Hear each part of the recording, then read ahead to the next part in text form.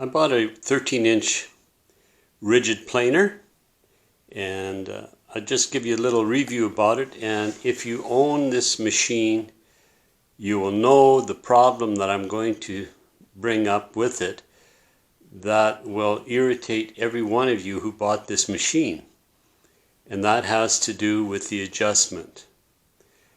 Before I get you into the adjustment, there are a lot of nice features about this machine. I've owned a smaller one. The extra power this has is nice, and I'm very happy with it. It does a great job. I really like the chute on the back. I just hook my shop vac into here, turn it on, and I've got the big hose, and it does an excellent job. If your wood is too wet, it will plug in here. So it's kind of nice. It lets you know that it's too wet and you're going to hurt your wood. You're going to start taking strips out instead of little shavings. So now, this adjustment right here, when you get the machine, it has to go one complete turn before it starts moving the dial. And you think to yourself, well, I'm doing a few boards here and I just want to go a little bit, and you're trying to watch the bottom, and all of a sudden you realize that this thing has to go through a complete turn. And so what I've done is I've come up with a way that it starts turning almost immediately. I guess I can't do the both at once, but I'll just start turning and you can see it move. Oh yeah, that's too hard. Anyhow, I'll show you what I've done. I've taken, I'll just set the camera down. I need to turn it on its back. Hope you can see it.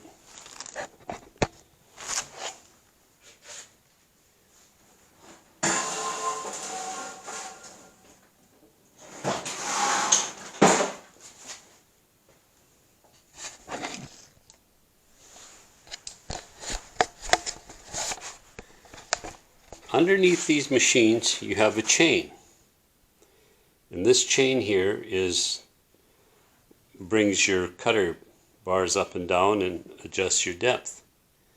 Now I've used this with this open and closed, and so when you're supposed to adjust it open, I guess I was making a mistake. Too much going on at once for me. And this chain here is extremely sloppy, like huge amount of bag in it. So what I did is I cut a block of wood, and I just ran the edge of the block of wood through the table saw blade, and it's the same width as this little frame part, and I just shoved it on. And I learned that trick from combines when I was just a young fella, and we had combines, and they would use a block of wood, hard block of wood, to adjust your chain. And so I put that on here, and you can see how tight that is. That is really tight. And so that's the trick to getting your adjuster to get rid of all that slack, because the way it is now you have to turn it one complete turn. I can move it a little bit and show you the chain turning. I think I can. Okay, zoom. Okay, I'll turn the handle.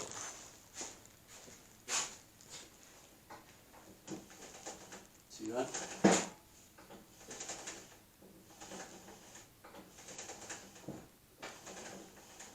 And that's how you tighten it up, so there's no slack, because without that, this baggy chain is hanging about a good inch, and all that slop has to get caught up before it tightens the chain. So that's the trick to getting this planer to improve the accuracy of this dial.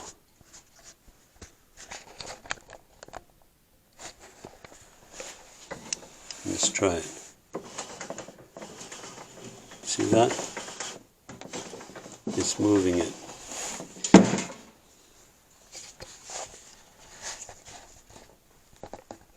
if you're going to buy one of these machines, I have no complaints with it. There's a little stop on the side here that you use so you can get the same thickness off of a lot of boards. You don't have to rely on this here alone. And yeah, I'll just turn it up once more and show you one more feature.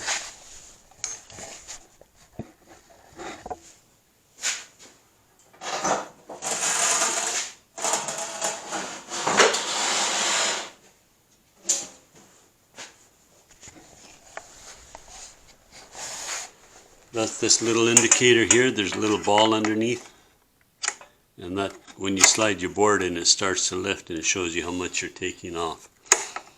They say don't do continuous 1/8" cuts because it eventually will hurt the motor. Nice tin sliders on it, go up and out of the way. Here are your adjustments if it's not level. Just give those heads a little turn. And so you set your depth, then you lock this down, turn it on, and plane. Okay, this video is to tell you about the slack in this handle and how to remove it so that it's a more accurate adjustment. Thanks for watching.